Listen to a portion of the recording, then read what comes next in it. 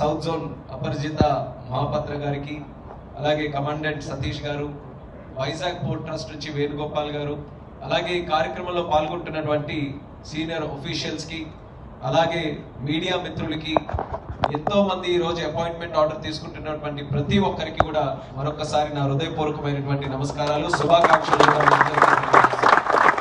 దేశం మొత్తం మీద 45 కేంద్రాల్లో మన దేశ ప్రధానమంత్రి నరేంద్ర మోదీ గారు దేశానికి యువత తాలూకా ఎనర్జీ అవసరం అనే ఆలోచనతో ఒక మంచి పద్ధతిలో ఈ యొక్క కొత్త అపాయింట్మెంట్స్ అన్ని కూడా నేరుగా మీ చేతులకు అందించే కార్యక్రమం ఇది నిత్యం జరుగుతూ ఉంటుంది.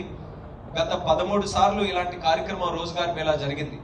ఈ 13 సార్లు 7,79,000 మందికి మీలాంటి యువతకి ప్రధానమంత్రి గారు సరికొత్త అపాయింట్మెంట్స్ ఇస్తూ ఈ రోజు జరుగుతున్నటువంటి కార్యక్రమంలో దేశం మొత్తం మీద 71,000 మందికి ఏ దేశంలో కూడా ఒక ప్రభుత్వం ఇలాంటి కార్యక్రమం పెట్టి ఎక్కడ చేయని విధంగా మన భారతదేశంలో మన భారతీయులు భారత యువతి యువకుల కోసం ఇటువంటి కార్యక్రమం చేస్తున్నటువంటి ప్రధానమంత్రి గారికి ఈ వేదిక ద్వారా మరొకసారి నా తాలూకా మనస్ఫూర్తిగా అభినందనలు ఈ సందర్భంగా తెలియజేసుకుంటున్నాను. మీ అందరికీ కూడా సిస్టమ్ మీద గౌరవం ఉండాలి, ప్రభుత్వం మీద గౌరవం ఉండాలి, నాయకత్వం మీద గౌరవం ఉండాలనే ఆలోచనతోనే ఒక ట్రాన్స్పరెంట్ పద్ధతిలో ఈ యొక్క కార్యక్రమాన్ని రూపకల్పన చేయడం జరిగింది. గతంలో కూడా మేము చూసాం, ఎవరైతే ఈ కార్యక్రమం ద్వారా అపాయింట్మెంట్ ఆర్డర్స్ పొందారో వాళ్ళందరూ కూడా చాలా గర్వంగా అపాయింట్మెంట్స్ ఆర్డర్ తీసుకొని వాళ్ళ తాలూకా కార్యక్రమాలకి ముందడుగు వేసుకుంటూ ముందుకు వెళ్ళారు.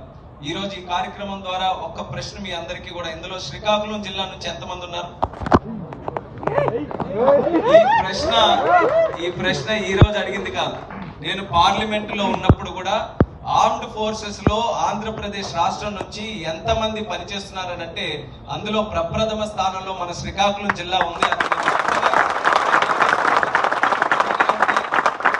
దేశ రక్షణ కోసం ముందుండేటటువంటి జిల్లా భారతదేశంలోనే ఏదైనా ఉందనంటే అది మన శ్రీకాకుళం జిల్లాని మరొకసారి 667 మందిలో ఈరోజు 200 వరకు సిఆర్పిఎఫ్ లో ఉన్నారు, మరొక 200 వరకు సిఐఎస్ఎఫ్ లో ఉన్నారు. ఇలా రకరకాల ఐటీబీపీలో మరి బిఎస్ఎఫ్ లో ఆ ఫోర్సెస్ అన్నింటిలో కూడా మీరు ప్రాణాలని కూడా లెక్క చేయకుండా ఈ వయసులోనే దేశానికి సేవ చేస్తాను, దేశ రక్షణలో నేను కూడా పాల్గొంటానని మీరు చేస్తున్నటువంటి ఈ యొక్క పోరాటానికి మరొకసారి వేదిక ద్వారా సెల్యూట్ కూడా మీ అందరికీ కూడా చేస్తున్నాను. చాలా మంది ఈ ఆర్మ్డ్ ఫోర్సెస్ లో రావాలంటే ఇబ్బంది పడుతుంటారు, మనకి చాలా కెరియర్ ఉంది కదా, ఇంకేదైనా చదువుకొని ఇంకో దీనికి వెళ్ళిపోదాం అని. కానీ మీరు మాత్రం పట్టుదలతో ఈ యొక్క కార్యక్రమంలో మీరందరూ కూడా పాల్గొని ఎంత ట్రైన్ అవుతారో కూడా నేను కూడా ప్రత్యక్షంగా చూశాను. రాత్రనక పగలనక ఆ ఫిజికల్ టెస్ట్ల కోసం, అలాగే రిటర్న్ టెస్ట్ కోసం, ఎగ్జామినేషన్స్ కోసం అక్కడక్కడ చూస్తే చాలా పేద వర్గం నుంచి వచ్చినటువంటి వాళ్ళు కూడా ఉన్నారు. వాళ్ళ తల్లిదండ్రులు సంపాదించుకున్నటువంటి డబ్బులు వాళ్ళకి అడగకుండా ఉండి ఇంకేదో రకంగానైనా సంపాదించుకొని ఎగ్జామ్స్ కి ప్రిపేర్ అవుదాం అన్నటువంటి చాలా మంది ఉన్నారు. అందుకే ఇది మీ అందరికీ కూడా ఒక పెద్ద ఘట్టంగా నేను భావిస్తున్నాను. ఇది సువర్ణ అవకాశం. మీ అందరికీ కూడా ఈ యొక్క అవకాశాన్ని చేజార్చుకోకుండా ప్రతి ఒక్కరు ఏ మోటివేషన్ తోనైతే మీరందరూ కూడా ఈ స్థాయి వరకు వచ్చారో రేపు భవిష్యత్తులో కూడా మీరు మీ పొజిషన్స్ నుంచి ఇంకా ప్రమోషన్ సంపాదించుకుంటూ ఇంకా మంచి పొజిషన్స్ లో ఉండి మన శ్రీకాకుళం జిల్లాకి, ఉత్తరాంధ్రకి, ఆంధ్రప్రదేశ్ రాష్ట్రానికి దేశంలోనే మంచి గౌరవం సంపాదించాలని ఈ వేదిక ద్వారా మీ అందరికీ కూడా కోరుకుంటున్నాను. ఈ రోజు ఆర్మ్డ్ ఫోర్సెస్ లో తీసుకుంటే సిఐఎస్ఎఫ్, ఈరోజు సివిల్ ఏవియేషన్ మినిస్టర్ గా ఉన్నాను కాబట్టి మీరు అందరూ నాకు కలుస్తారు. ఎయిర్పోర్ట్ లో కూడా సిఐఎస్ఎఫ్ చాలా మంది భర్తీ అవుతుంటారు, అక్కడ కూడా తప్పకుండా కలుస్తారు.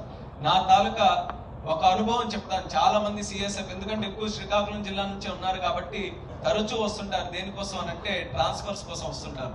ఒక సంవత్సరం ఎక్కడో బార్డర్ దగ్గర లేకపోతే ఏదో కష్టమైన ప్రదేశంలో చేసిన తర్వాత నా వల్ల కావట్లేదని చెప్పి ఏదో ఒక కారణం చెప్పి మళ్ళీ ట్రాన్స్ఫర్ చేయడానికి ఒక ప్రయత్నం చేస్తుంటారు. జెన్యున్ కేసెస్ కూడా ఉంటాయి. జెన్యున్ కేసెస్ నేను తప్పు పట్టట్లేదు, కానీ ఇలాంటి కష్టమైనటువంటి ప్రదేశం